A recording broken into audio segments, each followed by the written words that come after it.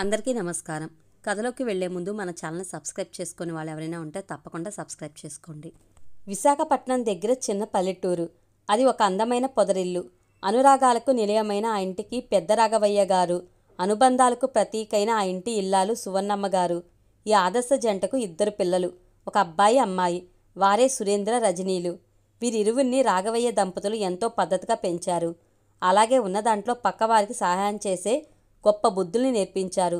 తల్లిదండ్రులు నేర్పిన సంస్కారం పద్ధతులు దృష్టిలో ఉంచుకుని ఊళ్ళో అందరితో మంచిగా ఉంటూ వారికి అవసరమైన వాటిల్లో సహాయం చేస్తూ అందరి దగ్గర మంచి పేరు సంపాదించుకున్నారు ఈ అన్నా చెల్లెళ్ళు. అలా వారు పెద్దయ్యాక వారికి సరిజోడైన వారిని చూసి వారికి వివాహం జరిపించాలని అనుకుంటారు ఆ దంపతులు. అలా పెళ్లి సంబంధాలు చూద్దాం అనుకుంటున్న రాఘవయ్య గారి దగ్గరికి రజనీ గారు వచ్చి తను వారు పెంచుకున్న రవీంద్రను ప్రేమిస్తున్నాను అని చెప్తారు. చిన్నప్పుడు వారి స్నేహితుడు అతని భార్య యాక్సిడెంట్లో చనిపోవడంతో రాఘవయ్య గారు రవీంద్రను ఇంటికి తీసుకుని వచ్చి వారి బిడ్డలతో సమానంగా పెంచుతారు. దానికి రాఘవయ్య గారు రవీంద్ర మంచివాడు, బాధ్యత తెలిసినవాడు కావడంతో అలాగే తనకి ఇచ్చి పెళ్లి చేస్తే తమ కూతురు వారి కళ్ళ ముందే ఉంటుంది అని వారి పెళ్లికి ఒప్పుకొని వాళ్ళిద్దరికీ ఒక మంచి ముహూర్తం చూసి పెళ్లి చేస్తారు. అలా రోజులు గడుస్తూ ఉంటాయి. రజనీ గారికి ప్రెగ్నెన్సీ కన్ఫామ్ అవుతుంది. దానితో అందరూ చాలా సంతోషిస్తారు. అలా కొన్ని రోజులకు సురేంద్ర గారికి ఆ ఊరికి చెందిన సుజాత అనే ఆమెని ఇచ్చి పెళ్లి జరిపించారు. ఆమె చాలా మంచి గుణం కలది. రజనీ గారిని సొంత బిడ్డలా అత్తామామలను కన్న కూతురులా చూసుకునేది. అలా అందరి జాగ్రత్తల మధ్య రజనీ గారు 12 మగబిడ్డకు జన్మనిచ్చారు. ఆ వార్తతో ఆ ఇంట్లో సంబరాలు నెలకొన్నాయి. ఘనంగా బారసాల వేడుకలు జరిపించి ఆ బాబుకి అభిరామ్ అని పేరు పెడతారు. అలా అభి చిన్ని చిన్ని చేష్టలు చూస్తూ అందరికీ సంతోషంగా రోజులు గడుస్తున్నాయి. అలా రోజులు గడుస్తున్న వేళ సుజాత గారు గర్భం దాలుస్తారు. దానితో అందరూ చాలా సంతోషిస్తారు. రజనీ గారు ఆమెని చాలా జాగ్రత్తగా చూసుకునేది. కొన్ని రోజులకు సుజాత గారికి అందమైన ఆడపిల్ల పుడుతుంది. అది చూసి అందరూ అభికి భార్య పుట్టిందని అనుకుంటారు. అలా ఒక మంచి రోజున ఘనంగా బారసాల జరిపి ఆ పాపకు అనన్య అని నామకరణం చేస్తారు. తనని అందరూ అను అని పిలుస్తూ ఉంటారు. అలా రోజులు గడుస్తున్న వేళ పిల్లలు పెద్దవారే స్కూల్లో జాయిన్ చేస్తారు. రోజు ఇద్దరు వెళ్ళి రావడం, చదువుకోవడం, ఆడుకోవడం చేసేవారు. దానితో వారి మధ్య మంచి స్నేహం చిగురించింది. కాలం గడుస్తూ ఉంటే పిల్లలు పెద్దవారై అభి 10th క్లాస్, అను 8th క్లాస్కి వస్తారు. వయసుతో పాటు అను అభి మీద ఇష్టాన్ని పెంచుకుంటుంది. పెద్దది అవుతున్న కొద్దీ ఆ ఇష్టం కాస్త ప్రేమగా మారుతుంది. కానీ అభి మాత్రం అనుని ఫ్రెండ్లా మరదల్లాగానే చూస్తాడు. అలా అని అనుని నిర్లక్ష్యం చేసేవాడు కాదు. చాలా కేర్ తీసుకునేవాడు. తనతో ఫ్రెండ్లీగా ఉండేవాడు. అన్నీ షేర్ చేసుకునేవాడు. చెప్పాలంటే అభికి అనునే బెస్ట్ ఫ్రెండ్. తనతో తప్ప ఎవరితోనూ ఫ్రెండ్షిప్ చేసేవాడు కాదు. కానీ అను అలా కాదు. అందరితో త్వరగా కలిసిపోతుంది. అందుకే తనకి ఫ్రెండ్స్ ఎక్కువే ఉంటారు. కానీ అభితో తన బెస్ట్ ఫ్రెండ్ అనూషతో తప్ప ఎవరితోనూ తన పర్సనల్ విషయాలు షేర్ చేసుకునేది కాదు. అలా అభి ఇంజనీరింగ్ ఫస్ట్ ఇయర్కి, అను ఇంటర్ ఫస్ట్ ఇయర్కి వస్తారు. అభి ఇంజనీరింగ్ కోసం హైదరాబాద్లో జాయిన్ అవుతాడు. అలా అభి దూరంగా వెళ్లడం అనుని బాధకి గురి చేసింది. కానీ అభి బాగా చదువుకుంటే మంచి పొజిషన్లో ఉంటాడు కదా అని తన మనసుకు సర్ది చెప్పుకుంది. కానీ అభి దూరంగా వెళ్ళిపోయిన తర్వాత అను ముందులా ఉండేది కాదు. ఫ్రెండ్స్తో కూడా ముభావంగా ఉండేది. తన బెస్ట్ ఫ్రెండ్ అనూషతో మాత్రమే మాట్లాడేది. ఇంట్లో కూడా సైలెంట్గానే ఉండేది. అది చూసి అందరూ ఇన్నాళ్లు కలిసి పెరిగిన అభి దూరంగా వెళ్ళిపోవడం వల్ల అనుకుంటారు. కానీ తనకు తప్ప ఎవరికీ తెలియదు కదా అది తన ప్రేమ దూరంగా ఉండడం వల్ల అని. ఎలా ఉన్నా అభి మాత్రం రోజు ఫోన్ చేసి తనతో మాట్లాడేవాడు. రోజు అంత ముభావంగా ఉండే అను అభితో ఫోన్ మాట్లాడేటప్పుడు మాత్రం చాలా సంతోషంగా ఉండేది. కానీ ఏమైందో తెలియదు. కొన్ని రోజులకు అభి ఫోన్ చేయడం తగ్గించేశాడు. ఎందుకని అడిగితే వర్క్ అని చెప్పేవాడు. అను కూడా తన చదువు డిస్టర్బ్ చేయకూడదని తన మనసు బాధపడుతున్నా తనకు తానే సర్ది చెప్పుకునేది. అలా ఫస్ట్ ఇయర్ ఎగ్జామ్స్ రాసి ఇంటికి వచ్చాడు అభి. కాలేజీ నుండి ఇంటికి వచ్చిన అను అభిని చూసి ఆనందంగా తన దగ్గరికి వస్తుంది. అను, హాయ్ బాబా, ఎలా ఉన్నావు? ఎప్పుడు వచ్చావు? ఎగ్జామ్స్ ఎలా రాశావు? వస్తున్నట్టు చెప్పలేదేంటి బావా? అభి, బానే రాశాను. అయినా నీకు చెప్పి నేను ఇక్కడికి రావాలా ఏంటి అని విసుక్కున్నాడు. అది చూసి అను కొంచెం చిన్నబుచ్చుకుని, అను, నేను ఆ ఉద్దేశంతో అనలేదు బావా, ఎప్పుడు చెప్తావు కదా అని అన్నాను, అంతే. సారీ బావా అని చెప్పి వెళ్ళిపోయింది. అలా అక్కడి నుండి వెళ్ళిన అను బాధగా తన గదిలో కిటికీ నుండి బయటకు చూస్తూ ఆలోచిస్తూ ఉంటుంది. ఎందుకు బావ అలా విసుక్కుంటున్నాడు? నేనేమన్నానని? చూసి చాలా రోజులు అయింది కదా అని అలా అడిగాను. దానికి అలా అనాలా అని బాధపడుతూ ఉంది. మళ్ళీ తనే జర్నీ చేసి వచ్చాడు కదా, అందుకే కొంచెం చిరాగ్గా ఉండి అలా అని ఉంటాళ్లే అని అనుకుంది. కొంచెం సేపటి తర్వాత ఫ్రెష్ అయి వచ్చి భోజనం కోసం డైనింగ్ టేబుల్ దగ్గర కూర్చుంది. అభి వచ్చి మాట్లాడతాడేమో అని చూసింది. కానీ అభి మాట్లాడడం సంగతి పక్కన పెడితే రూమ్లో నుండి బయటకు కూడా రాలేదు. చూసి చూసి విసుగు పుట్టి దిగులుగా తన గదికి వెళ్ళిపోదామని లేచి తన గదికి వెళ్తూ ఒక్కసారి అభి గదిలోకి చూస్తుంది. అభి ల్యాప్టాప్లో ఏదో చూస్తూ నవ్వుతున్నాడు. అది చూసి, చూడండమ్మా ఎలా నవ్వుతున్నాడో, ఇందాక నన్ను మాత్రం విసుక్కున్నాడు, ఇప్పుడు మాత్రం క్లోజప్ పేస్ట్కి యాడ్ ఇచ్చినట్టు పళ్ళు అన్నీ బయట పెట్టి మరీ నవ్వుతున్నాడు, దుర్మార్గుడు అని అనుకుని తన గదికి వెళ్ళింది. గదిలోకి అయితే వెళ్ళింది కానీ అభి తన్ని విసుక్కోవడం, తనతో ముందులా మాట్లాడకపోవడం గుర్తొచ్చి బాధపడుతూ నిద్ర పట్టక మంచం మీద అటు ఇటు దొల్లుతూ ఎప్పటికో నిద్రపోతుంది. అలా మన్నాడు అను ఇంటర్ రిజల్ట్స్ రావడం, అందులో తనకి మంచి మార్కులు రావడంతో ఇంట్లో అందరూ అనుని మెచ్చుకుంటారు. ఈ విషయం అభికి తెలిస్తే తన్ని మెచ్చుకుంటాడని ఎంతో సంతోషంగా అభి గదికి వెళ్తుంది. అను, బావా బావా. అభి, ఎందుకలా అరుస్తావు? ఇక్కడే ఉన్నాను కదా, మెల్లగా పిలవచ్చు కదా అని తనని అరుస్తాడు. అను, అది బావా, నా రిజల్ట్స్ వచ్చింది, ఫస్ట్ క్లాస్ మార్క్స్ వచ్చాయి, అది చెప్దామని పిలిచాను. అభి, ఓహో కంగ్రాట్స్ అని చెప్పి దానికే ఇంతలా అరవాలా? అను, సారీ బావా అని చెప్పి బాధగా తన గదికి వెళ్ళిపోతుంది. అలా వెళ్ళినాను తనకి స్కూల్లో ఎక్కువ మార్కులు వస్తే అభి అందరికీ స్వీట్లు పంచి చెప్పడం, ఇంట్లో తనకి ఇష్టమైన వంటలు చేయించడం, ఫస్ట్ వచ్చినందుకు గిఫ్ట్ ఇచ్చి ఎప్పుడు ఇలానే చదువుకోమని చెప్పడం అన్నీ గుర్తు తెచ్చుకుని బావ ఎంత మారిపోయాడు అని బాధపడుతూ ఆ రోజును గడిపేస్తుంది. అలా అను అభితో మాట్లాడాలని చూడడం, అభి తన్ని ఏదో ఒకటి అనడమో లేదా తనతో పట్టించుకోకుండా వెళ్ళిపోవడం చేసేవాడు. అలా రోజు గడిచిపోయాయి. హాలిడేస్ అయిపోవడంతో అభి కూడా హాస్టల్కి వెళ్ళిపోతాడు. కాలం ఎవరి కోసం ఆగదు కదా. అలా మన అభి ఇంజనీరింగ్ సెకండ్ ఇయర్ అయిపోయి థర్డ్ ఇయర్కి వస్తాడు. మన అను ఇంటర్మీడియట్ అయిపోయి ఇంట్లో వాళ్ళని వదిలి ఉండలేక తన ఫ్రెండ్స్ అనూషతో వైజాగ్లోని ఇంజనీరింగ్ జాయిన్ అవుతుంది. రోజులు గడిచి అభి ఇంజనీరింగ్ అయిపోయి ఎంటెక్ కూడా చేసి బెంగళూరులోని ఒక పెద్ద కంపెనీలో మంచి జీతంతో ఉద్యోగంలో జాయిన్ అవుతాడు. అను కూడా ఫైనల్ ఇయర్కి వచ్చేస్తుంది. ఇది ఇలా ఉండగా ఇంట్లో అందరూ అను చదువు అయిపోయాక అభికి అనుకి పెళ్లి చేసేద్దామని అనుకుంటారు. దాని గురించి మంచి సమయం చూసి అభి అనులతో మాట్లాడాలి అనుకుంటారు. అలా అను క్యాంపస్ ప్లేస్మెంట్లో జాబ్ కొట్టి అందరితో ఆ విషయం షేర్ చేసుకోవాలి అని హ్యాపీగా ఇంటికి వస్తుంది. తన ఇంట్లోకి వచ్చేసరికి అభి ఇంకా ఇంట్లో అందరూ ఒక దగ్గర కూర్చుని ఉంటారు. అను, అమ్మ ఏంటి అందరూ మీటింగ్ పెట్టారు, ఏంటి సంగతి అని అడుగుతుంది. రజని, వచ్చావా? నీ గురించి చూస్తున్నాము, ఇలా రా, ఇక్కడ కూర్చో అని అభి పక్కన కూర్చోపెడుతుంది. అను, ఇప్పుడు చెప్పండి, ఏంటి విషయం? సురేంద్ర, నాన్న మీరు చెప్పండి. రాఘవయ్య, ఏం లేదు తల్లి, నీ చదువు ఈ సంవత్సరంతో పూర్తవుతుంది కదా, అందుకే నీ చదువు పూర్తవగానే నీకు అభికి పెళ్లి చేద్దాం అనుకుంటున్నాం. మీరిద్దరూ ఏమంటారు? ఆ మాట వినగానే తన ప్రేమ తనకి జీవితాంతం తోడుగా ఉంటుందని చాలా సంతోషిస్తుంది. కానీ అది బయటకు కనిపించకుండా అభి ఏమంటాడా అని మౌనంగా ఉండిపోతుంది. సువర్ణమ్మ, నువ్వు చెప్పరా మనవడా, అనుని పెళ్లి చేసుకోవడం నీకు ఇష్టమేనా? అభి మౌనంగా ఉంటాడు. రవీంద్ర, రే నిన్నే అడిగేది, చెప్పు, అనుని పెళ్లి చేసుకుంటావా? అభి, ఏంటి నేను దాన్ని చేసుకునేది, అది నాకు దేంట్లో సరిపోతుందని? అయినా మీరు అలా ఎలా నేను దాన్ని చేసుకుంటానని ఎలా అనుకున్నారు? అదొక ఎమోషనల్ ఫూల్. ఆ మాటలు విని సురేంద్ర సుజాతలు బాధపడతారు. రజని, రే మాటలు తిన్నగా రాని, లేదంటే మర్యాదగా ఉండదు. అయినా దానికి ఏం తక్కువరా? అభి, మీకు అది ఎందులో ఎక్కువ నాకు తెలియదు, నాకు మాత్రం దాన్ని పెళ్లి చేసుకోవడం ఇష్టం లేదు. రవీంద్ర, అదే ఎందుకు? అభి, ఎందుకంటే నేను ఒక అమ్మాయిని ఇష్టపడుతున్నాను, ఆ అమ్మాయినే పెళ్లి చేసుకోవాలని అనుకుంటున్నాను కాబట్టి. రజని, ఆ అమ్మాయిలో ఏంటి అంత గొప్ప? అనులో కనిపించినది నీకు తనలో ఏం కనిపించింది?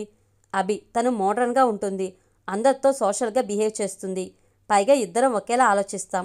అంతకంటే ముందు దీనిలో బావిలో కప్పలా ఇల్లు ఊరు అని ఉండదు. అయినా దానిలో ఏం గొప్ప ఉందని తను నేను పెళ్లి చేసుకోవాలి? రవీంద్ర, తను బావిలో కప్పనా? దాన్ని అనుబంధాలకు విలువ ఇవ్వడం అంటారు. తనకి మనుషులు ముఖ్యం, అంతేకాని నీకులా అవతల వారు బాధపడతారని లేకుండా నోటికి ఎంత వస్తే అంత మాట్లాడదు.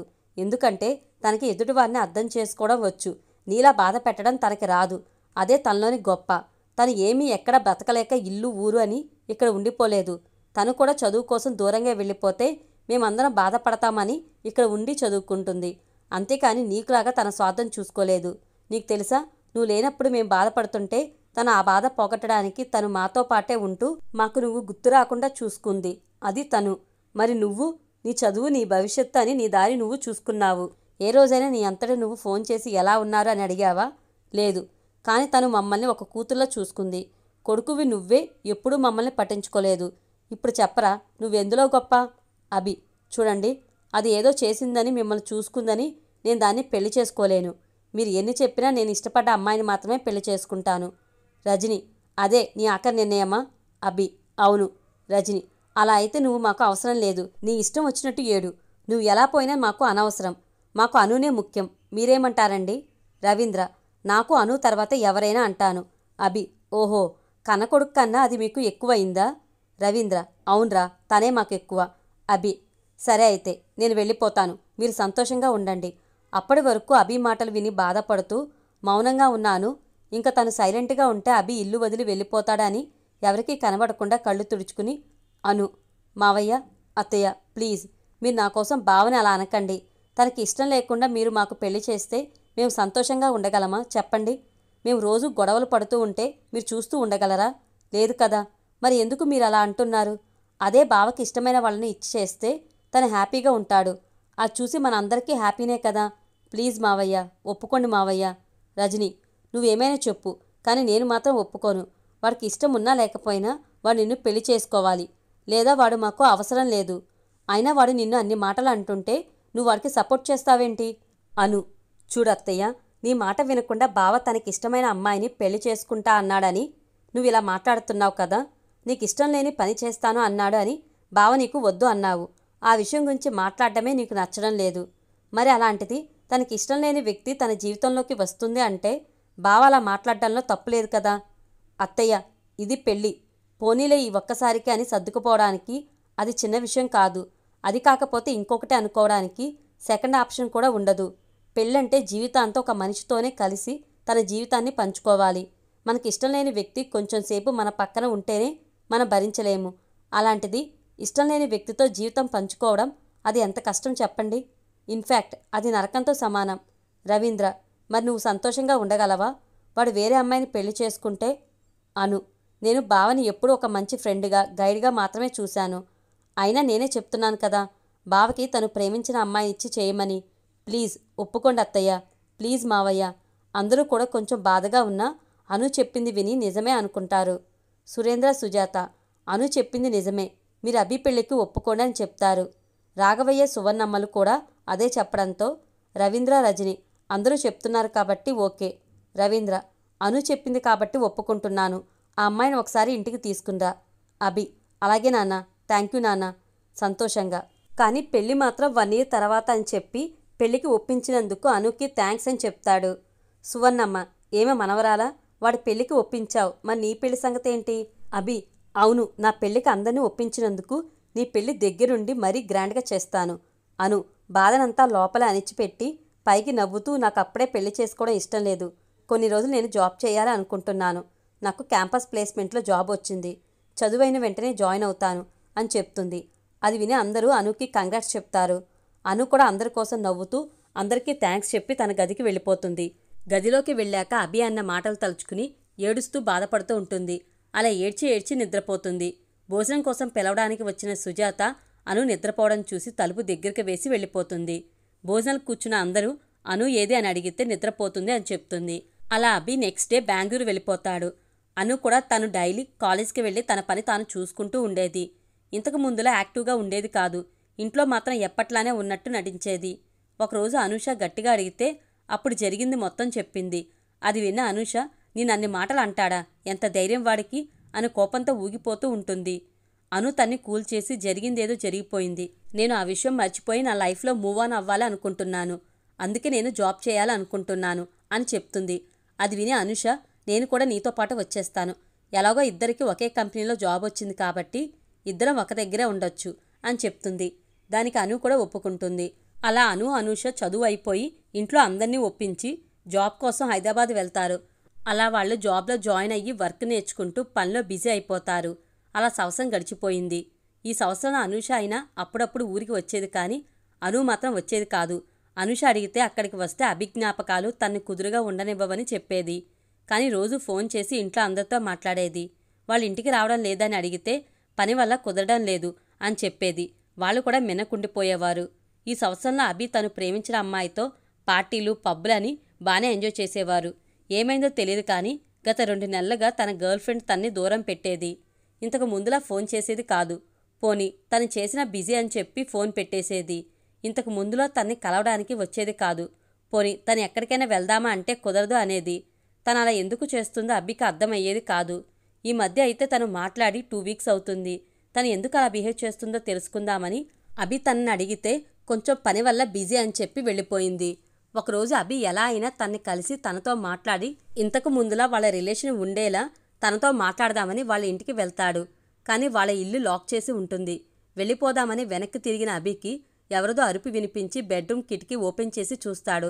అక్కడ తను చూసిన దృశ్యం అభికి ఏం అర్థం కాలేదు. తను ప్రేమించిన అమ్మాయి ఇంకొకరితో అది కూడా నగ్నంగా కనిపించింది. అంతే, అభి ప్రపంచం అంతా ఒక్కసారిగా శూన్యమైపోయింది. కిటికీ మూసేసి నడుచుకుంటూ గేట్ బయటకు వచ్చాడు. తను బైక్ ఎలా డ్రైవ్ చేశాడు, ఎలా ఇంటికి వచ్చాడు అనేది తనకే తెలియదు. అలా ఒక వారం గది నుండి బయటకు రాలేదు. ఇప్పటికే తను చూసింది నిజమా కాదా అనే సందిగ్ధంలోనే ఉన్నాడు.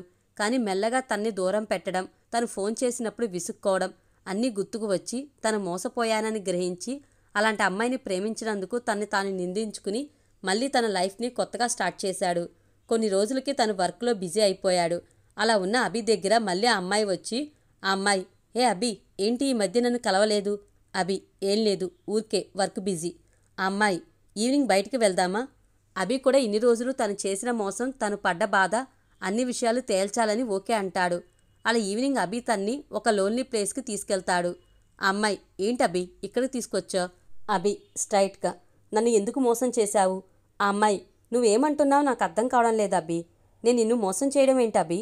అభి, నటించుకో. నేను నువ్వు వేరే వాడితో నీ బెడ్రూమ్లో ఉండగా చూశాను. ఆ అమ్మాయి, ఓ చూసావా, కమాన్ అభి. అయినా ఈ రోజుల్లో అదంతా కామన్. దానికే మోసమని పెద్ద పెద్ద మాటలు మాట్లాడుతున్నావు. అభి, నీకు అలాంటివి కామన్ కావచ్చు, కానీ నాకు అది చాలా పెద్ద విషయం. ఆ అమ్మాయి, అయితే ఇప్పుడు ఏమంటావు? లెట్స్ బ్రేకప్ అంటావా? అభి, నేను నిన్ను వదిలేసి చాలా రోజులైంది, కానీ ఈ రోజుతో నీకు ఒక క్లారిటీ ఇద్దామని ఇక్కడికి తీసుకుని వచ్చాను. ఆ అమ్మాయి, ఏంటది? అభి, ఇక మీదట నీకు నాకు ఎలాంటి సంబంధం లేదు. ఇంకెప్పుడు నీ మొహం నాకు చూపించకు అని చెప్పి ఆ అమ్మాయిని అక్కడ వదిలేసి వెళ్ళిపోతాడు. అలా ఫ్లాట్కి వచ్చిన అభికి వాళ్ళ ఇంటి నుండి ఫోన్ వస్తుంది. ఇంటికి వచ్చి చాలా రోజులు అవుతుంది. ఒకసారి రమ్మని రజనీ గారు అడుగుతారు. అభి కూడా సరే అని చెప్తాడు. రజని, ఎలాగో వస్తున్నావు కదా, నువ్వు ప్రేమించిన అమ్మాయిని కూడా తీసుకుని రమ్మని చెప్తారు. అభి, నేను కూడా ఆ విషయం గురించి మాట్లాడాలమ్మా అని చెప్తాడు. రజని, సరే నాన్న, త్వరగా రా అని చెప్పి ఫోన్ పెట్టేశారు. అలా 2 రోజుల తర్వాత అభి వాళ్ళ ఊరు వెళ్తాడు. అక్కడికి వెళ్ళిన అభిని చూసి, ఒక్కడవే వచ్చావేంటి నాన్న, అమ్మాయిని తీసుకురాలేదు అని అడుగుతారు. అమ్మా, నేను ఫ్రెష్ అయ్యి వచ్చి మాట్లాడతా అని చెప్పి తన గదికి వెళ్తాడు. ఫ్రెష్ అయ్యి వచ్చి అందరినీ ఒక దగ్గర కూర్చోబెట్టి ఆ అమ్మాయి గురించి, తనకి ఆ అమ్మాయికి మధ్య జరిగిందంతా చెప్తాడు. అంతా విని అందరూ చాలా బాధపడతారు. మరి ఇప్పుడు ఏం చేద్దాం అనుకుంటున్నావు అని అడుగుతారు రవీంద్ర గారు. దానికి, కొన్ని రోజులు ఇక్కడే ఉందాం అనుకుంటున్నా నాన్న అని చెప్తాడు. దానికి అందరూ ప్రశాంతంగా ఉంటే మనసు కుదుట పడుతుంది అని ఊరుకుంటారు. అలా అభి ఒకరోజు ఆ ఊరి చెరువు దగ్గర నుంచుని ఆ చెరువును చూస్తూ ఉంటాడు. ఊరికి వస్తూ అభిని అక్కడ చూసిన అనూష అభి దగ్గరికి వస్తుంది. అనూష, ఎలా ఉన్నావు అభి? అభి, బానే ఉన్నాను, నువ్వెలా ఉన్నావు? అనూష, నేను బాగున్నా, నువ్వేంటి ఇక్కడ ఉన్నావు? ఏమైనా ప్రాబ్లమా? అభి, అలాంటిదేం లేదు. అనూష, చూడభి, చిన్నప్పటి నుండి నిన్ను అనుని చూస్తున్నా, నాకు తెలీదా మీరెలా ఉంటారో? అభి, అది సరే, అను ఎలా ఉంది? అనూష, నీ దయ వల్ల బానే ఉంది. అభి, నా దయ వల్ల బానే ఉండటం ఏంటి? అనూష, అసలు అయితే అను నీకు ఈ విషయం చెప్పొద్దు అంది, కానీ నాకు నీ మీద చాలా కోపంగా ఉంది, అందుకే అడుగుతున్నా, అనుని ఎందుకు బాధ పెట్టావు? అభి, నేను అనుని బాధ పెట్టడం ఏంటి? అనూష, నటించుకు అభి, అను నిన్ను ప్రేమించిన విషయం నీకు తెలియదా? అభి, అను నన్ను ప్రేమించడం ఏంటి? నువ్వేం మాట్లాడుతున్నావు అసలు? అనూష, నిజం, అను నిన్ను ప్రాణం కంటే ఎక్కువగా ప్రేమించింది, నువ్వే తన జీవితం అనుకుంది. అభి, నిజంగా నాకు తెలీదు అనూష. అనూష, ఎలా తెలుస్తుందిలే, నీకది బావిలో కప్పలా అనిపిస్తే, దాన్ని ఎప్పుడైనా సరిగ్గా అర్థం చేసుకుంటే తెలుస్తుంది. ఎప్పుడైనా నువ్వు ఆ ప్రయత్నం చేస్తేనే కదా తెలిసేది. ఎప్పుడు చూడు దాన్ని విసుక్కోవడానికే సరిపోయేది. అయినా నువ్వు అన్నావే, తను నీలా మంచి కాలేజీలో చదువుకోలేదు, ఇక్కడే ఉండిపోయిందని. అసలు నువ్వు హైదరాబాద్లో చదువుకోవడానికి ఒప్పించిందే అను. అభి, ఏంటి అనునా? అనూష, అవును, అను మీ నాన్నగారి దగ్గరికి వెళ్ళి, నువ్వు మంచి కాలేజీలో చదువుకుంటే మంచి ఉద్యోగం వస్తుంది, బావ మంచి పొజిషన్లో ఉంటాడు, బావని అలా చూస్తే మనమే కదా ఆనందిస్తాం అని చెప్పి అప్పటికీ ఒప్పుకోకపోతే వాళ్ళని చాలా బతిమాలి ఎలాగోలా ఒప్పించి నిన్ను హైదరాబాద్కి పంపించింది నీకోసం. నువ్వు దూరంగా ఉండటం ఇష్టం లేకపోయినా నువ్వు సంతోషంగా ఉంటావని ఒప్పించింది. నువ్వంటే దానికి ఎంత పిచ్చి అంటే నువ్వు సంతోషంగా ఉండాలని నీకోసం నిన్నే వదులుకోవడానికి సిద్ధపడింది. అలాగే చేసింది కూడా. కానీ నువ్వు తన అనరాని మాటలు అన్నావు. అభి, నిజంగా నాకు ఇవేమీ తెలీదు అనూష. నేను చాలా పెద్ద తప్పు చేశాను అని కన్నీళ్లతో చెప్తాడు. అనూష, అయినా నువ్వెందుకు ఏడుస్తావు? అది కదా ఏడవాలి. దాని ప్రేమను కాలదన్ని నీ ప్రేమ కోసం దాన్ని అవమానించి దానితోనే అందర్నీ ఒప్పించేలా చేసావు కదా. అనుకున్నది సాధించావు కదా. ఇంకెందుకు ఆ ఏడుపు? అభి, నిజమే అనూష. నేను దాని ప్రేమని కాదని చాలా పెద్ద తప్పు చేశాను. అందుకే శిక్ష అనుభవిస్తున్నా. అనూష, శిక్ష అనుభవించడం ఏంటి? అభి, నేను మనస్ఫూర్తిగా ప్రేమించిన అమ్మాయి నన్ను మోసం చేసింది అనూష. నేను తన్ని చాలా ఇష్టపడ్డాను. కానీ తను నన్ను కేవలం టైంపాస్ కోసమే ప్రేమించినట్టు నటించింది. అనూష, మరి మా అనుని బాధ పెట్టావు కదా, అందుకే నీకిలా అయింది. అభి, నిజమే అనూష. ఇన్నాళ్ళు నిజమైన ప్రేమను పక్కన పెట్టుకుని అది ఇది అంటూ నేనే దూరం చేసుకున్నాను. నాకిప్పుడే అనుని చూడాలని ఉంది. తను ఎక్కడ ఉందో చెప్పవా ప్లీజ్ అనూష. అనూష, నిజంగా తన్ని యాక్సెప్ట్ చేస్తున్నావా? అభి, దేవత వరం ఇస్తానంటే ఎవరైనా వద్దంటారా? తను ఎక్కడ ఉందో చెప్పవా? అనూష, తను హైదరాబాద్లో ఉంది. అభి, థ్యాంక్స్ అనూష. నువ్వు చెప్పకపోయి ఉంటే నేను అనుని మిస్ అయ్యేవాణ్ణి అని చెప్పి ఫాస్ట్గా ఇంటికి వెళ్తాడు. అనూష కూడా అభి అనుని అర్థం చేసుకున్నందుకు చాలా సంతోషిస్తుంది. వెంటనే అనుకి ఈ విషయం చెప్దామని అనుకుంటుంది. కానీ అభి డైరెక్ట్గా చెప్తే తను సర్ప్రైజ్ ఫీల్ అవుతుందని చెప్పదు. అను ఎప్పుడు సంతోషంగా ఉండాలని దేవుణ్ణి కోరుకుని తను కూడా ఇంటికి బయలుదేరుతుంది. ఇంటికి వచ్చిన అభి అందరికీ అను విషయం చెప్పి హైదరాబాద్ బయలుదేరతాడు. అందరూ అభి చెప్పింది విని చాలా సంతోషిస్తారు. అలా హైదరాబాద్ వెళ్ళిన అభి అను ఫ్లాట్ దగ్గరికి వెళ్ళి కాలింగ్ బెల్ కొడతాడు. కాలింగ్ బెల్ సౌండ్ విని డోర్ ఓపెన్ చేసిన అనుకి ఎదురుగా అభిని చూసి ఆశ్చర్యంతో, అను, బావా నువ్వేంటిక్కడ? అభి, నేను రాకూడదా? అను, అలా అని కాదు బావా, నువ్వెప్పుడూ రాలేదు కదా, అందుకే అలా అడిగా. అభి, సరే, ఇంతకీ ఏం చేస్తున్నావు? అను, ఏం లేదు బావా, కొంచెం ఆఫీస్ వర్క్ ఉంటే చేస్తున్నా. నువ్వు ఒక్కడవే వచ్చావా? నీ గర్ల్ ఫ్రెండ్ని కూడా తీసుకురావాల్సింది కదా, నేను చూసేదాన్ని. అభి, నీకు చూపించకుండా ఎలా? చూపిస్తాను. అను, సరే, తన ఫోటో అయినా చూపించు, ఎలా ఉంటుందో. అభి, ఫోటో ఎందుకు, డైరెక్ట్గానే చూపిస్తాను. అను, ఆ అమ్మాయిని తీసుకొచ్చావా? మరి లోపలికి రమ్మను. అభి, ముందు నువ్వు కళ్ళు మూసుకో, నేను నిన్ను తన దగ్గరికి తీసుకెళ్తానని చెప్పి తన కళ్ళు మూసి తన్ని నడిపించుకుంటూ తీసుకెళ్తాడు. అను, బావా ఎక్కడికి తీసుకెళ్తున్నావు? అభి, వెయిట్, నీకు తన్ని చూపిస్తా. అను, సరే. అభి, ఇప్పుడు చూడు అని చేతులు తీస్తాడు. అను, అదేంటి బావా, అమ్మాయిని చూపిస్తానని అద్దం ముందు నించోపెట్టావు? అభి, అద్దంలో కనిపించే అమ్మాయినే నేను పెళ్లి చేసుకునేది. అను, అద్దంలోనే అని ఆగిపోయి కళ్ళనీళ్లతో అభిని చూస్తుంది. అభి, నిజం బంగారం, నేను నిన్ను పెళ్లి చేసుకోవాలనుకుంటున్నాను. అను, మరి నువ్వు ప్రేమించిన అమ్మాయి? అభి, జరిగిందంతా చెప్పి నీ విలువ నాకు చాలా ఆలస్యంగా తెలిసింది. మరి నువ్వు నన్ను మన్నించి నీ చెయ్యి అందిస్తావా చెలి అని చెయ్యి ముందుకు చాపుతాడు. అను సంతోషంగా అభి చేతిలో తన చెయ్యి వేస్తుంది. వెంటనే అభి అనుని హక్ చేసుకుంటాడు. అను కూడా చేజారిపోతుందనుకున్న తన ప్రేమ తిరిగి తన దరి చేరినందుకు సంతోషంగా అభిని గట్టిగా హత్తుకుంటుంది. అలా అను అభిల పెళ్లి పెద్దల అందరి సమక్షంలో ఘనంగా జరుగుతుంది. అలా వేదమంత్రాల సాక్షిగా అనన్య కాస్త అనన్య అభిరామ్గా మారిపోతుంది. మర్నాడు కార్యానికి ఏర్పాటు చేస్తారు. సుజాత గారు, రజనీ గారు అనుని చాలా అందంగా తయారు చేస్తారు. అనుకు చాలా జాగ్రత్తలు చెప్పి గదిలో పంపిస్తారు. అప్పటికే అను రాక కోసం ఎదురు చూస్తున్న అభి అనుని అలా చూసి ఒక్క క్షణం ఫ్రీజ్ అయిపోతాడు. తర్వాత తేరుకుని అను ఇచ్చిన పాల గ్లాస్ తీసుకుని పక్కన పెట్టి అనుని దగ్గర తీసుకోవడానికి ముందుకు వస్తాడు. కానీ అను అభికి ఆ ఛాన్స్ ఇవ్వకుండా మంచం మీద అటు పక్కకి తిరిగి పడుకుంటుంది. అది చూసి అభి కూడా మంచం మీద పడుకుని అను మీద చేయి వేశాడు. అను ఆ చేయి తీసేస్తుంది. ఈసారి కాలు వేస్తాడు. అది తీసేస్తుంది. మళ్ళీ కొంచెం సేపు ఆగి భుజం పట్టుకుని తనని ఇటువైపు తిప్పుకుంటూ ఇటువైపు తిరిగిన అను నడుము మీద చేయి వేస్తాడు. అను ఆ చేతిని తీసేస్తుంది. అభి, ఏమైంది బంగారం? అను, ఏమీ అవ్వలేదు. అభి, మరి చెయ్యెందుకు తీసేశావు? అను, నా ఇష్టం. అభి, అదేంటి? అను, అదంతే అని చెప్పి చెవిలో ఇయర్ ఫోన్స్ పెట్టుకుని ఫోన్లో పాటలు వింటుంది. అభి అనుని కదిలించడానికి చాలా ప్రయత్నాలు చేస్తాడు. అను అవన్నీ చూసి అభికి కనిపించకుండా నవ్వుకుంటుంది. కానీ పలకదు. ఇంకా విసుగు పుట్టిన అభి అనుని చేత్తో తట్టి పిలుస్తాడు. ఇంకా పలకకపోతే అభికి డౌట్ వస్తుందని చెవిలో ఇయర్ ఫోన్స్ తీసి, అను, ఏంటి అని కొంచెం సీరియస్గా అడుగుతుంది. అభి, ఏంటి అంటావేంటి? ఈరోజేంటి నువ్వు చేస్తుందేంటి? అను, ఈరోజు శుక్రవారం, అలాగే నేను పాటలు వింటున్నా. అయినా ఇది అడగడానికి నన్ను డిస్టర్బ్ చేశావా? అభి, అది కాదు బంగారం.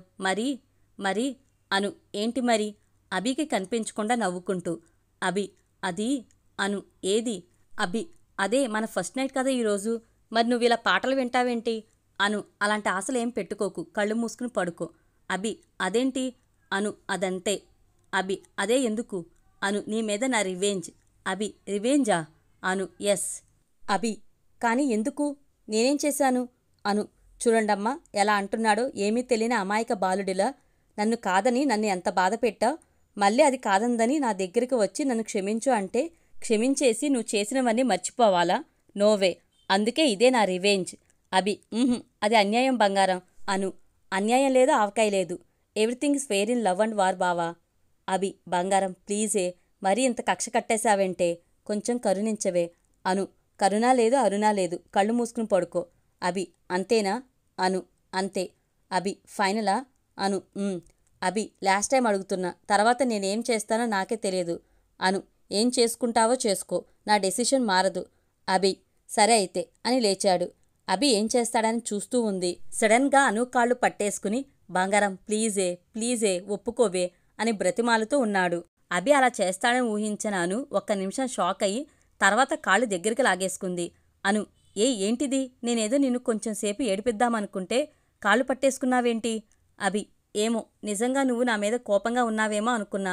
అను ఇలా రా అని అభిని తన మీదకి లాక్కుని కన్నా నాకెందుకు నీ మీద కోపం ఉంటుందిరా, నువ్వంటే నాకు చాలా ఇష్టం, నువ్వేం చేసినా నాకు నీ మీద కోపం రాదు అని హక్ చేసుకుంటుంది.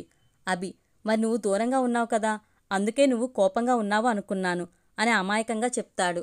అను అభి ఇలా చెప్తుంటే క్యూట్గా అనిపించి బుగ్గ మీద ముద్దు పెట్టుకుంటుంది. అది చూసి అభి బంగారం నీకు ఓకేనా? అను అని సిగ్గుపడుతుంది. అంతే లైట్స్ ఆఫ్. ఆఫ్టర్ 10 months హాస్పిటల్లో అభి అటు ఇటు తిరుగుతూ ఉంటాడు. అభి కంగారు చూసి అందరూ నవ్వుతారు. ఈలోపు బేబీ ఏడుపు విని అభి ఫేస్లోకి స్మైల్ వస్తుంది. డాక్టర్ రాగానే బేబీ గురించి అడగకుండా అను గురించి అడుగుతాడు. అది చూసి డాక్టర్ అభి వైపు అడ్మైరింగ్గా చూస్తూ మీ వైఫ్ చాలా బాగుంది, ఇంకొంచెం సేపట్లో తనకి మెలకువ వస్తుంది, and by the way congratulations మీకు పాప పుట్టింది అని చెప్పి వెళ్ళిపోతుంది. అది విని అందరూ సంతోషిస్తారు. ఆ తర్వాత నర్సు వచ్చి పాపని అభి చేతికి ఇచ్చి వెళ్తుంది. ఆ తర్వాత అందరూ అనుని చూడ్డానికి వెళ్తారు. అలా అందరూ చూసేసిన తర్వాత అభి లోపలికి వెళ్తాడు. లోపలికి వెళ్ళి అనుని ముద్దు పెట్టుకుని పాపని తన పక్కన పడుకోబెడతాడు. పాపను చూసి అను చాలా సంతోషంగా అభిని చూసి థ్యాంక్ యూ బావా అని చెప్తుంది. నేనే నీకు థ్యాంక్స్ చెప్పాలి బంగారం, ఇంత మంచి గిఫ్ట్ ఇచ్చినందుకు అని అనుని మళ్ళీ ముద్దు పెట్టుకుంటాడు. అది చూసి పాప నవ్వుతుంది. అది చూసి అను అభి కూడా నవ్వుతారు. అలా మన అభి అనుల లైఫ్ ఎన్నో సంతోషాలతో సాగిపోతూ ఉంటుంది. ఒక అమ్మాయి ప్రేమ అమ్మ ప్రేమను కూడా మరిపించగలదు. నిజంగా మిమ్మల్ని ఇష్టపడే అమ్మాయి మీ జీవితంలోకి వస్తే తన చెయ్యి ఎప్పటికీ వదలకండి. ఈ వీడియో కనుక మీకు నచ్చినట్లయితే లైక్ చేయండి, షేర్ చేయండి. మరిన్ని ఇంట్రెస్టింగ్ వీడియోస్ కోసం మన ఛానల్ తప్పకుండా సబ్స్క్రైబ్ చేసుకోండి. వీడియోస్ నోటిఫికేషన్ కోసం పక్కన ఉన్న బెల్ ఐకాన్ని క్లిక్ చేయండి. వీడియోపై మీ అభిప్రాయాన్ని కామెంట్ రూపంలో తెలియజేయండి. Thank you.